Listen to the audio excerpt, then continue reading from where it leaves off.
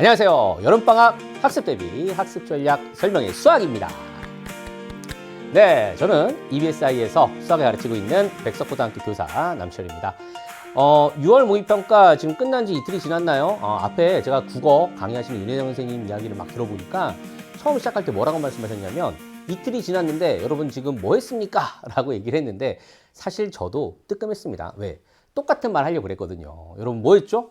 우리 수학, 시험 보고 나서 사실은 수학 시험지를 다시 꺼내보기는 쉽지 않죠. 네, 막 그 틀린 걸 볼 때마다 마음도 아프고 내가 시간이 조금만 더 있었다면 풀 수 있었을 텐데 라는 아쉬움이 많이 들었을 겁니다. 하지만 여러분, 지금 여기서 여름방학 학습 전략 설명을 듣겠다라고 찾아왔잖아요. 절반은 성공한 거고요. 일단 혹시라도 지금 주변에 6월 모의평가 여러분의 시험지가 있다면 펴놓고 30분과 저와 함께 하시는 것을 강력하게 추천합니다. 아마 그럼 분명히 얻어가시는 게 있을 겁니다. 네, 좋아요. 자, 우리 수학에 대한 이야기 지금부터 한번 시작해 보겠습니다. 네, 차례는 네 가지죠. 먼저 6월 모평 어땠습니까? 자, 어떤 시그널을 우리에게 보내주고 있습니까? 한 문항 한 문항을 좀 뜯어본 이야기를 할 거고요. 결국은 수학 문제를 잘 풀어야 합니다. 수학 문제 또 더 나아가서 수능 문제를 잘 풀기 위한 해결 전략 핵심 4단계가 있습니다. 거기에 대한 이야기를 할 거고요. 근데 우리가 공부할 때는 되는데 시험만 보면 뭔가 약해지고 내가 이제 풀 줄 아는 것 같은데 막상 시험 시간에 해결 전략이 떠오르지 않습니다. 분명히 차이가 있기 때문에 그렇죠. 어떤 차이가 있는지에 대한 말씀을 드리면서 마지막으로 여름방학 등급별로 수준별로 말씀을 드리도록 하겠습니다. 지금 벌써 실시간 질문이 들어왔죠. 선생님 제가 노베인데 어떻게 공부하는 게 좋을까요? 조금 기다려보세요. 등급별 필수 전략 있거든요. 그 5등급 이하인 학생들 어떻게 공부해야 되는지 마지막으로 말씀드릴 예정입니다. 자, 6월 모평 시그널부터 한번 살펴보겠습니다. 등급 컷이에요. 지난 9월 모평 수능 이번 6월 모평 자 아직은 이제 어제 기준에 EBSI 가채점 예상으로 등급 컷 지금 쭉 보여드리는데 자 보시면 어때요 여러분? 뭐가 좀 느낌이 옵니까? 일단은 가장 두드러진 건 뭐냐면 9월 모평이나 수능이나 6월 모평이나 매우 유사하다라는 겁니다. 최소한 2등급과 3등급 선은 매우 유사하다. 1등급 또한 유사하지만 살짝 차이는 있다라는 점입니다. 이걸 제가 왜 보여드렸을까요? 우리 수학은요. 작년 6월, 9월 수능에 이어서 올해 6월이 주는 시그널은 작년 수능에 준해서 출제했어. 작년 수능과 문항의 구조라든가 출제 기조가 매우 유사해 라는 시그널을 주고 있습니다. 그럼 올해 9월 모평이나 수능 역시 자 이렇게 안정적으로 갈 가능성이 매우 크다라는 거예요. 그럼 여러분이 이제 공부할 때 있어서 이 정도 난도에 이 정도 문항 번호, 이 정도 느낌? 이 느낌을 가지고 9월 모평 수능까지 공부하면 된다라는 말씀을 드리고 싶고요. 자, 이제 문항별로 오답률 한번 볼게요. 일단은 참 재밌는 게 1, 2, 3위 한번 보실래요? 제가 색깔을 좀 나눠보긴 했는데 30번, 22번, 21번의 싸움입니다. 공통 과목의 21번과 22번, 그 다음에 선택 과목의 30번이 당연히 이제 단답형이기 때문에 오답률이 가장 높겠죠. 그런데 여러분 보세요. 9월에서는 확률과 통계가 그렇죠. 쉬웠어요. 30번이. 그런데 수능에서 확률과 통계 30번이 어려웠습니다. 그런데 6월 모평에서 어떻습니까? 역시 30번이 어려웠죠. 그런데 수능 6월 모평에서 미적분과 기하에서는 그렇죠. 오답률이 80%대로 떨어졌습니다. 그럼 그 얘기는 미적분 기하가 생각보다 해볼만 했다라는 뜻이죠. 자, 그리고 28번의 오답률을 보시면 이게 선다형이에요. 객관식입니다. 72.9%. 아까 이제 앞에 국어에서 오답률 1위가 선택형이 72%였잖아요. 수학에서 역시 선택형인데 오답률 1위죠. 선택형 안에서 72.9%는 많이 어려웠다라는 뜻이죠.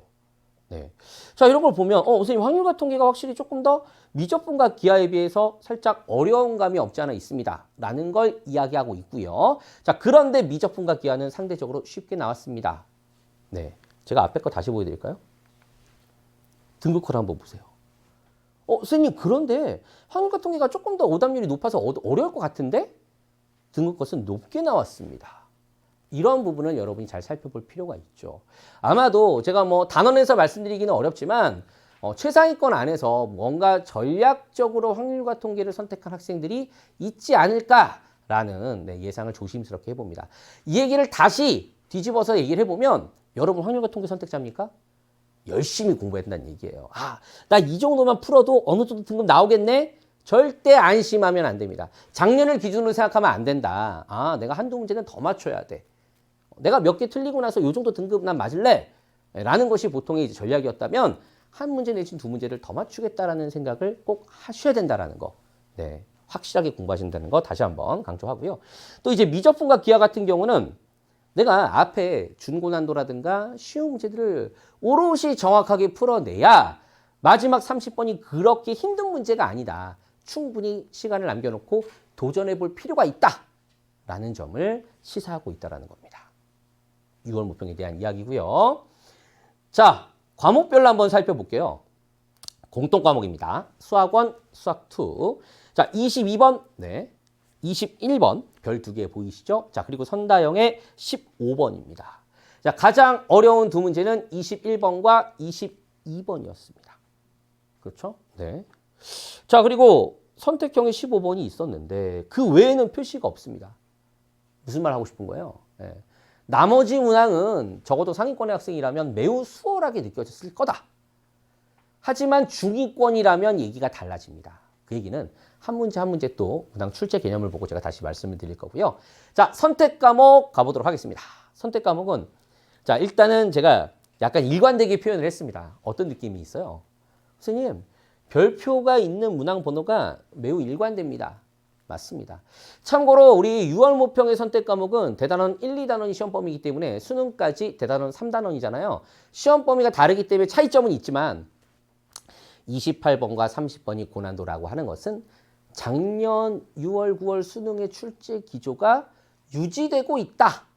선택 과목에선 그렇다라는 것을 여러분이 느끼고 공부를 하셔야 된다라는 측면에서 보여드렸고요. 자, 이제 문항별로 좀 보여드릴게요. 자, 1번부터 8번 구간입니다.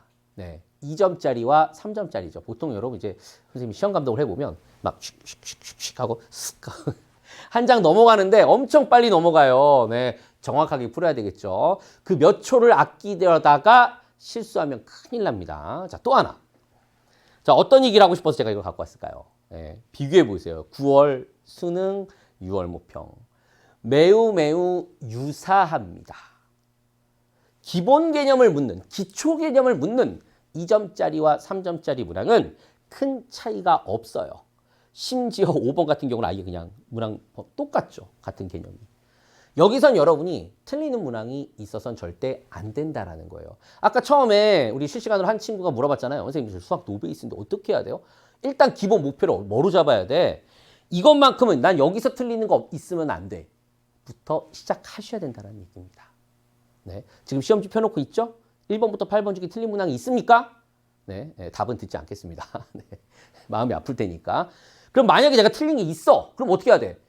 내가 이 부분이 뭐 때문에 틀렸는지를 분석하고 그리고 해당되는 개념을 조금 더 확장해서 관련된 수능 완성, 수능 특강, 기출 문제를 중심으로 열심히 메꿔가야 된다는 얘기입니다.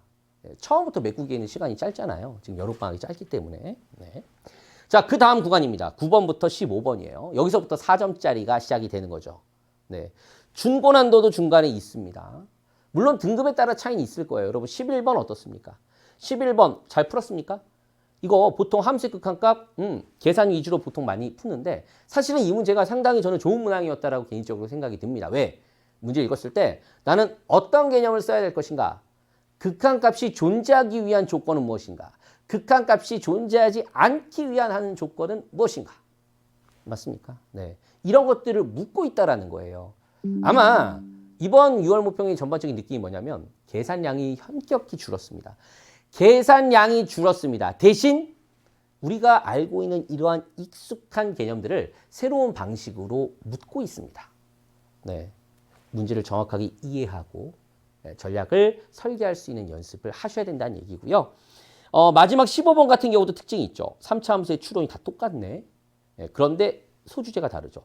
자, 방정식이 실근이었습니까? 극값이었습니까? 여기서는 절대값을 딱 씌웠죠. 정적분과 넓이 사이의 관계. 네, 이거 보니까 얼마 전 에피소드가 있습니다. 선생님이 이제 학교에서 수리논술 수업을 하는데 한 학생이 이제 논술 답안을 쫙 보니까 정축불 막 계산을 해. 넓이 구하는 거였거든요. 계산을 쭉 다 하고 나서 마지막에 절대값 탁 씌우더라고요. 그래서 제가 답은 맞는데 너 이렇게 쓰면 안 된다라고 얘기했거든요. 근데 이제 이 친구가 선생님 왜 안 됩니까? 이게 편하잖아요. 이런 습관을 들이면 안 되는 거죠. 5개념인 거죠. 왜? 함수가 항상 양수거나 항상 음수거나 할 때는 절대값 씌우면 넓이가 나오겠지만 그렇지 않은 경우엔 아니라는 거죠. 그걸 묻는 문항이 나왔다라는 거예요. 모평에서. 의미하는 바가 있습니다. 수학적 기호 표현 정확하게 사용해야 한다라는 점을 이야기하고 있는 것입니다. 자, 공통 과목을 얘기하고 있습니다. 16번부터 22번이에요. 역시 쉬운 3점 쭉쭉쭉 비슷하고요. 완성형도 비슷합니다. 자, 그런데요. 22번. 네.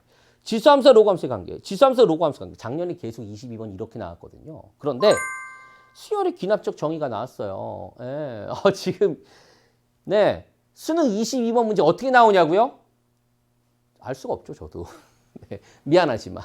네. 하지만 중요한 건 9월 모평이라는 겁니다.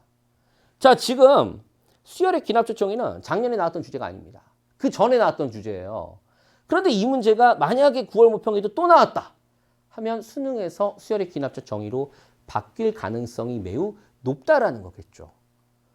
그걸 여러분이 아셔야 된다는 겁니다. 선생님 그렇다고 해서 나 이것만 계속 열심히 공부할래. 절대 그래서는 안 되고요. 물론 22번이나 21번을 공부한다라고 하는 친구들은 1등급을 안정적으로 받거나 만점을 목표로 하는 친구들일 겁니다. 그러한 학생이라면 가능성을 열어놔야 돼요. 뭐가 나올지 어떻게 모르는 거죠. 우리 지수함수, 로그함수가 어디 나왔습니까? 완성형으로 나왔잖아요. 이렇듯이 네, 가능성을 열고 학습하셔야 된다는 점 유의하시기 바랍니다. 자, 지금까지 6월 모평에 대한 얘기를 쭉 살펴봤는데 결국 우리가 잘 알고 있는 익숙한 개념을 네, 묻고 있습니다. 공통되는 부분도 있습니다. 다만 계산량을 줄이고 새로운 방식으로 묻고 있다. 그럼 우리는 어떻게 공부해야 됩니까?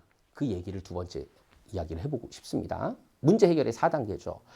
작년에 제가 겨울방학 학습 전략 설명회에서 이 폴리아라는 수학 심리학자를 가지고 이 4단계를 얘기를 했어요. 근데 얘를 수능으로 조금 바꿔봤습니다.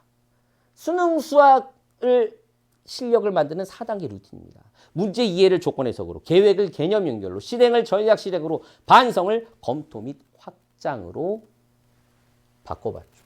한 단계 한 단계 같이 한번 뜯어볼게요. 먼저 문제 이해, 조건 해석입니다. 자, 여러분 문제 풀 때 어떻게 합니까?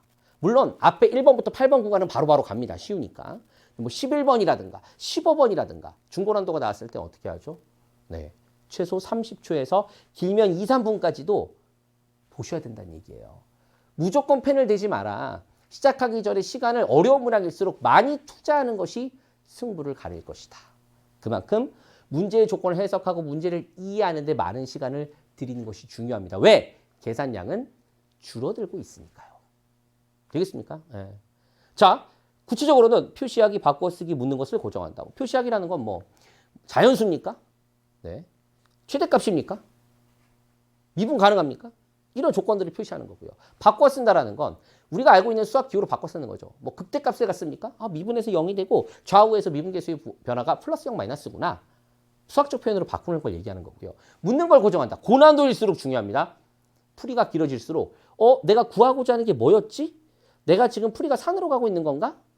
그러면 안 되겠죠. 항상 마지막엔 묻는 것을 표시를 하고 고정해 놓고 나 이걸 구하기 위해 지금 달려가고 있어 라는 생각으로 공부를 하셔야 된다는 거. 개념 연결입니다. 계획이죠. 네. 앞에서 얘기했던 조건 해석을 개념과 연결할 때 풀이 계획이 세워진다라는 얘기입니다. 일단은 문제를 딱 보면 자, 어떤 개념이지? 무슨 단원이야? 부터가 기본이 될 거고 이 단원 안에 핵심 개념을 연결하는 거죠. 그리고 풀이 도구를 선택하셔야 합니다. 나 그래프로 갈까? 아니면 식을 쭉 쓸까? 네, 이런 것들을 여러분이 선택해서 실행을 해야 되겠죠. 그게 바로 전략 실행입니다. 여기선 중요한 건요. 내가 어떤 전략을 할 거야. 네, 그러면 끝까지 밀고 가야 합니다. 일단 그게 중요해요. 작년 기출에 그런 것들이 많았습니다. 작년 6월이었나요? 네.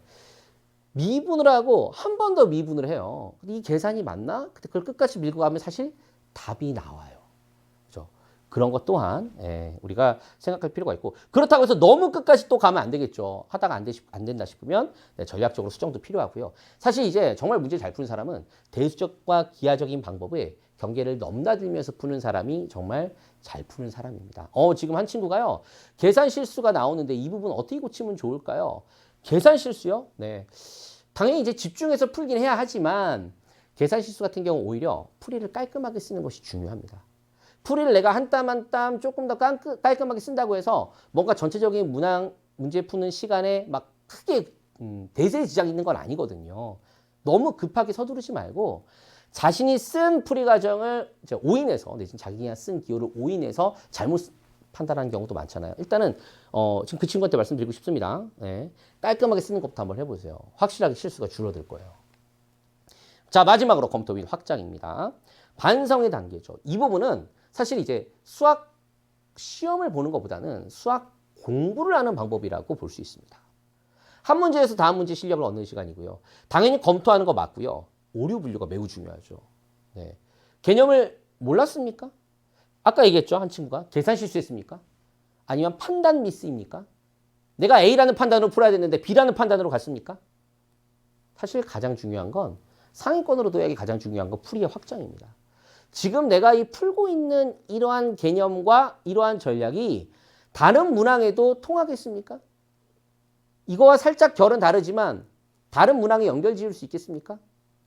이 얘기를 제가 마지막에 수능 특강 수능 완성의 연계에 대한 이야기를 할 겁니다. 네, 기다려 주세요. 자, 그래서 이제 세 번째 주제로 가겠습니다. 우리가 수학 공부에 대한 얘기를 주로 했는데 그럼 결국은 수학 시험과 수학 공부는 뭐가 다릅니까?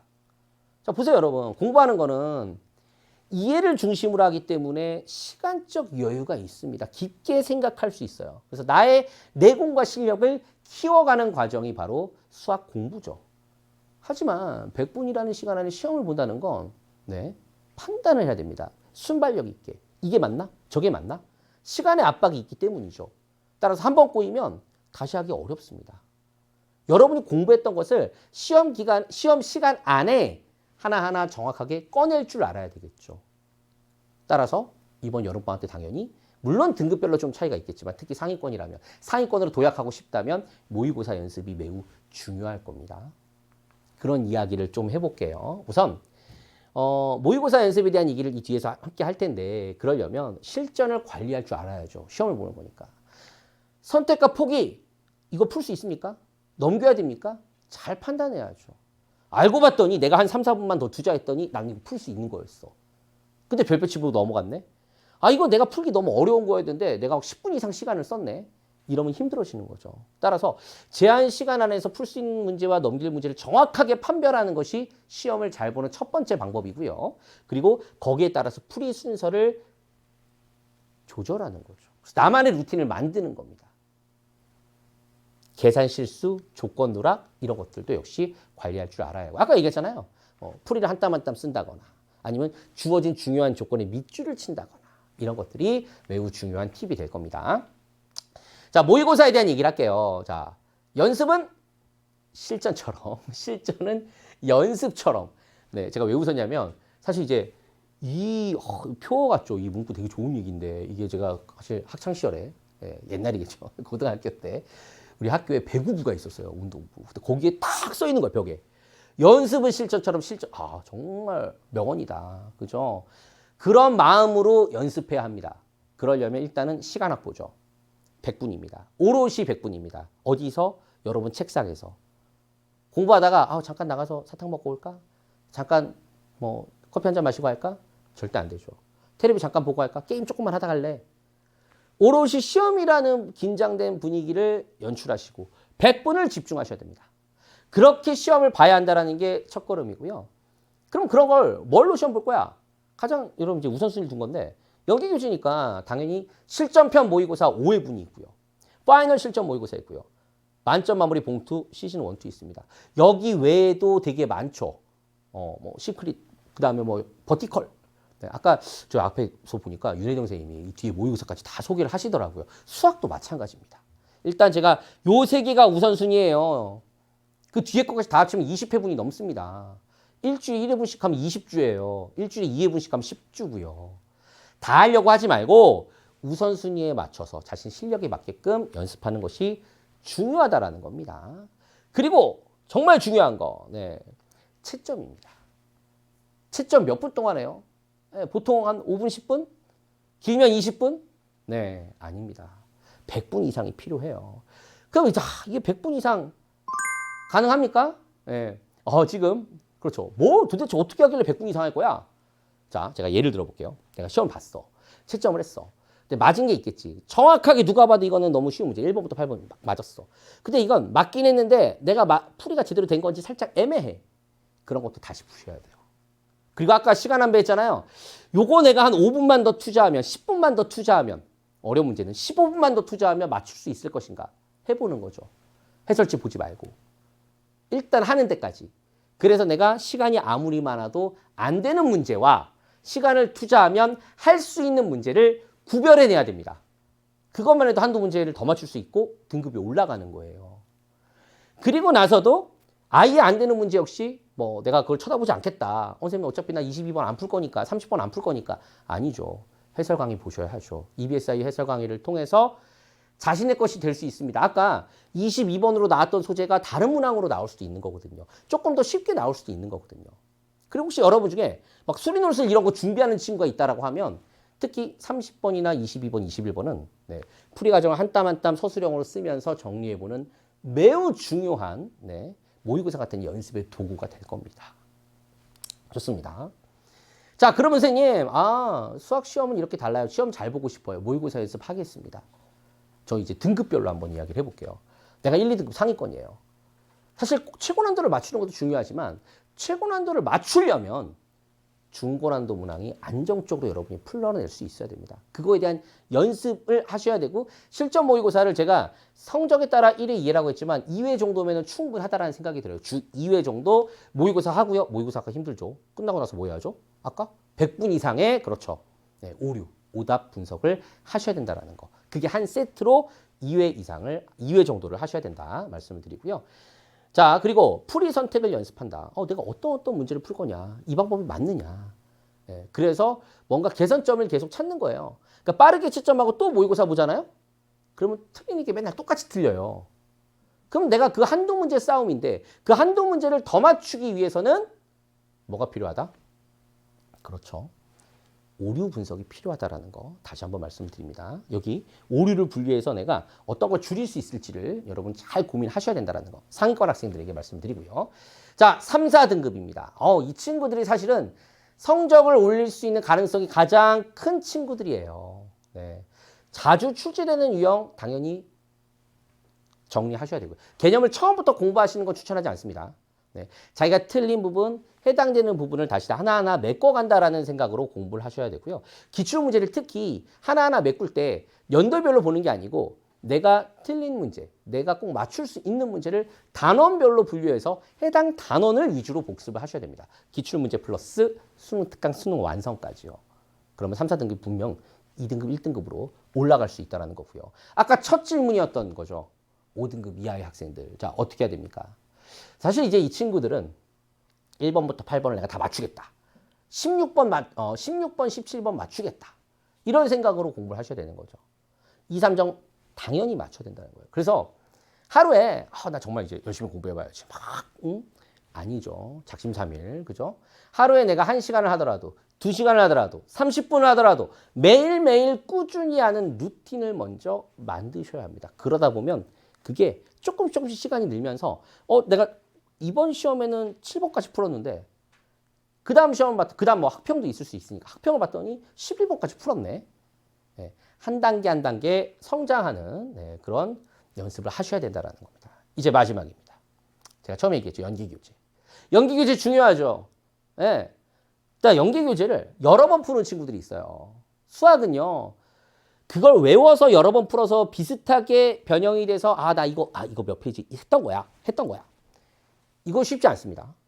그렇게 생각하시면 연계 체감률을 느끼기 어려워요. 중요한 건 자, 우리가 수능 특강이나 수능 완성의 문항의 조건이 기출과 어떤 연결고리가 있는지를 생각하면서 한 문제를 풀더라도 질적으로 정확하게 푸는 것이 중요합니다. 예를 들어 갖고 왔거든요, 제가. 수능 완성입니다. 수능 특강도 아니고. 참고로 연계 문제 아니었어요. 자, 이 문제 한번 보세요. 루트 안에 다항함수가 있습니다. 그리고 극한을 계산하고 있죠. 이 두 조건을 통해 F가 누구를 인수로 갔습니까? 이걸 알려주고 있거든요. 자, 2번 미적분 30번입니다. 세제곱근 무리함수 안에 F가 있습니다. 합성함수. 형태 비슷하죠. 자, 선생님 근데 여기 극한이 없는데요? 극한이 여기 있죠. 보통 우리가 미분 가능하다라고 하면 생각 잘 안 하잖아요. 얘는 뭐예요? 실수 전체 집합에서 미분이 가능해. 미분이 불가능할 가능성이 있는 0이라는 점에서의 미분계수의 정의를 극한 계산으로 아까 수능 완성 문제를 풀듯이 연산을 통해 F의 인수를 찾는 것이 이 풀이의 첫 걸음입니다. 이처럼 연계문항이 아니라고 한 이 두 문항도 매우 밀접한 관련이 있습니다. 얼마나 여러분 수능 특강 수능 완성 중요합니까? 그죠? 네. 꼭 여러분이 풀었으면 좋겠다라는 거. 자, 이제 마지막 시트네요. 드디어. 네.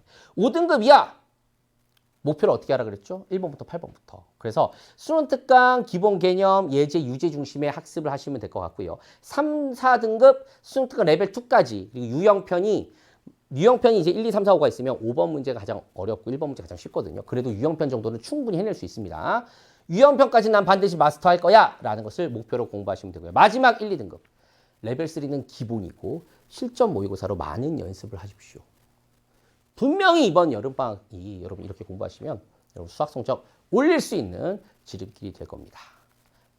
자, 끝났네요. 네, 이상으로 학습 전략 설명회 수학 여기서 마치도록 하겠습니다. 감사합니다.